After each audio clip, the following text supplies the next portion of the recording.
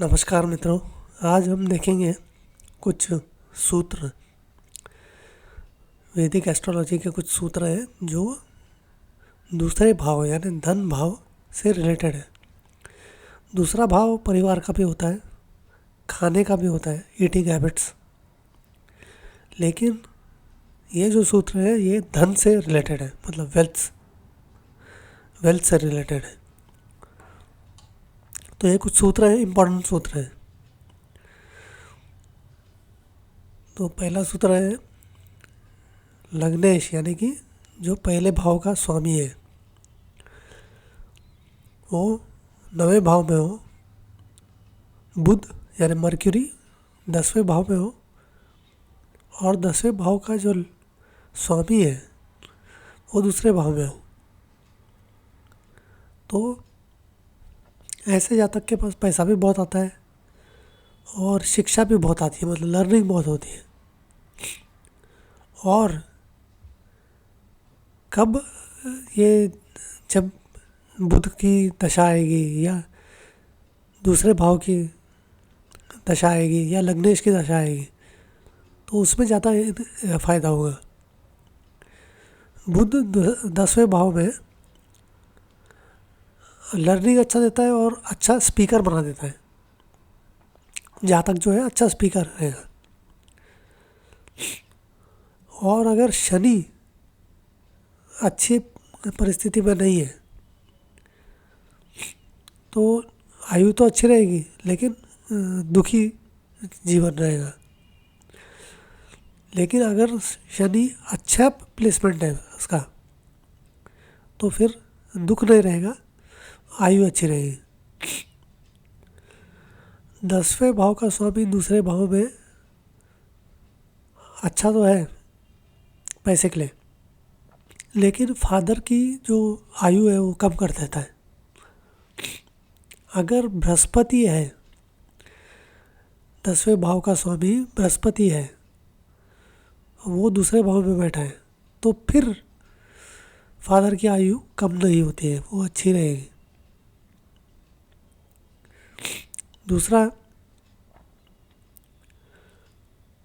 पैसा और शिक्षा ये दोनों भी मिलेंगे अगर 5वें भाव का स्वामी अच्छा वेल प्लेस्ड है या दूसरे भाव में है।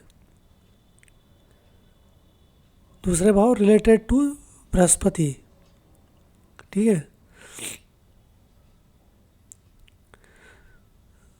अगर 5वां भाव के साथ, 5वें भाव के स्वामी के साथ कोई मैलेफिक है तो फिर रिजल्ट इतना खास नहीं होता है। यानी जुपिटर उससे 12वें भाव में रहना चाहिए, जुपिटर से अगले भाव में रहना चाहिए वो 5वें भाव का स्वामी। जातक को रॉयल स्टेटस मिलेगा, प्रॉपर्टी मिलेगी, अच्छा खासा गाड़ी भी रहेगी अगर चंद्रमा और बुध 7वें भाव में है। अगर बृहस्पति और शुक्र भी 8वें भाव में है एक साथ तो और अच्छा है, प्रोमिनेंट और फायदा होगा।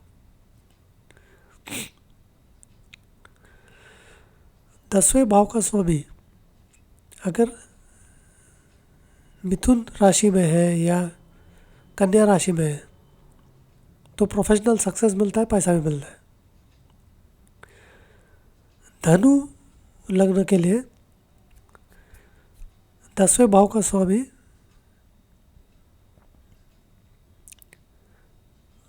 बुध यानी कि वो कन्या में चले जाए, और कन्या लग्न के लिए 10वें भाव का स्वामी बुध मिथुन में चले जाए तो प्रोफेशनल सक्सेस मिलता है।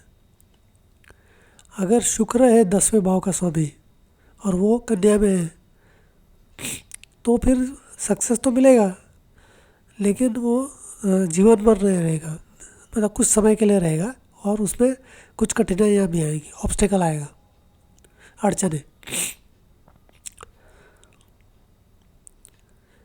अगर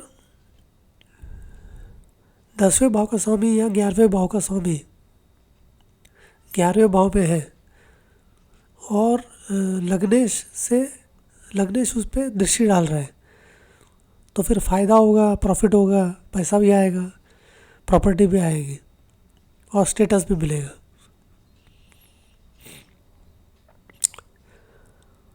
बृहस्पति अगर दूसरे भाव में है और शुक्र और बुध चौथे भाव में है, तो फिर पैसा बहुत में आएगा। अगर बृहस्पति दूसरे भाव में है और चंद्रमा और मंगल सातवें भाव में है, तो भी पैसा बहुत आएगा।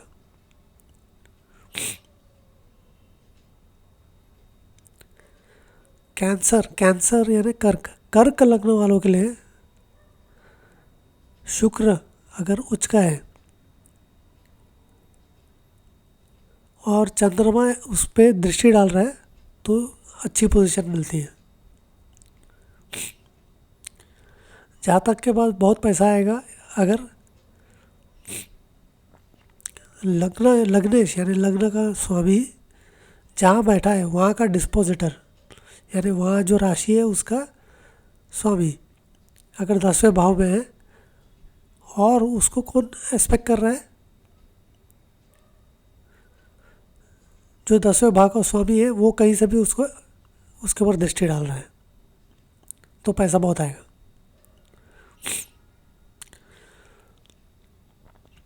और भी पैसा ज़्यादा के पास बहुत आएगा अगर बृहस्पति लग्न में बैठा है और लग्न का स्वामी दूसरे भाव में है या 12वें भाव में है।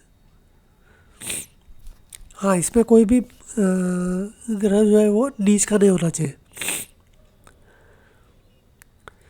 लग्न का स्वामी 12वें भाव में अच्छा नहीं है, लेकिन बृहस्पति लग्न में है तो स्ट्रेंथ मिल जाता है उसको। अगर मकर लग्न है तो शनि जो लग्न का लॉर्ड है वो लग्न में रहना चाहिए और 12वें में नहीं रहना चाहिए, नहीं तो क्या होगा, बृहस्पति के साथ एक्सचेंज में आ जाएगा, तो वो अच्छा नहीं है। ये सिर्फ इतना एक कैवियट है।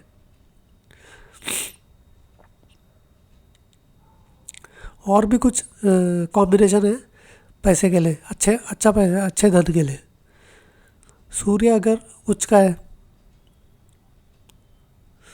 अच्छे भाव में है यानी फ्रेंडली भाव में है, 6, 8, 12 में नहीं है और बृहस्पति का उसके ऊपर दृष्टि है। लग्नेश और 10वें भाव का स्वामी दूसरे भाव में है या 11वें भाव में है, तो ये भी अच्छा है पैसे के लिए। चंद्रमा 7वें भाव में है, बृहस्पति और 11वें भाव का स्वामी लग्न में बैठा है, ये भी अच्छा है पैसे के लिए। अगर शुक्र का प्लेसमेंट बहुत पावरफुल है और वो 7वें भाव के स्वामी को दृष्टि डाल रहा है, तो भी अच्छा है पैसे के लिए। 5वें भाव का स्वामी और 9वें भाव का स्वामी अगर चौथे भाव में है और सूर्य उन पे दृष्टि डाल रहा है, तो वो भी अच्छा है, लेकिन सूर्य खराब पोजीशन में नहीं रहना चाहिए।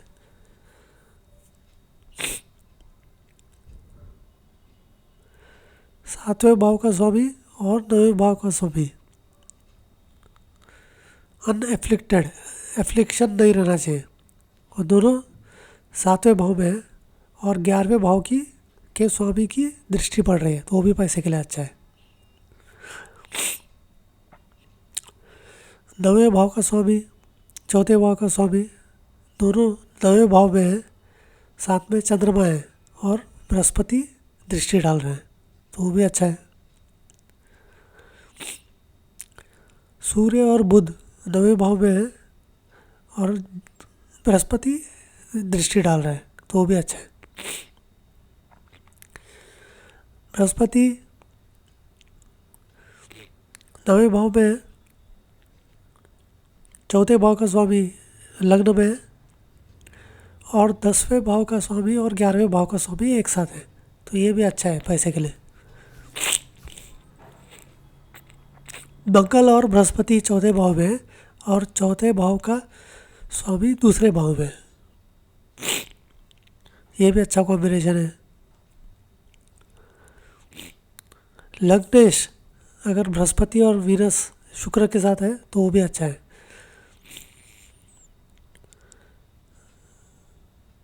लग्नेश और चौथे भाव का स्वामी चंद्रमा के साथ बैठा है तो भी पैसे के लिए अच्छा है।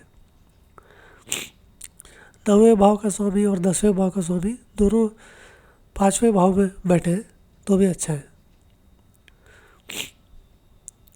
चौथे भाव का स्वामी शुक्र के साथ दूसरे भाव में है। बृहस्पति चौथे भाव के स्वामी के साथ है तो भी अच्छा है। मंगल शुक्र और चंद्रमा चौथे भाव में है एक साथ, वो भी अच्छा है। प्रॉपर्टी के लिए भी अच्छा है, गाड़ी के लिए अच्छा है। बृहस्पति अगर लग्न में है और चंद्रमा और बुध ये 7वें भाव में बैठे हैं तो भी अच्छा है पैसे के मामले में। तो ये कुछ कॉम्बिनेशंस थे, आगे हम दूसरे वीडियो में और भी कॉम्बिनेशंस देखेंगे इसके लिए।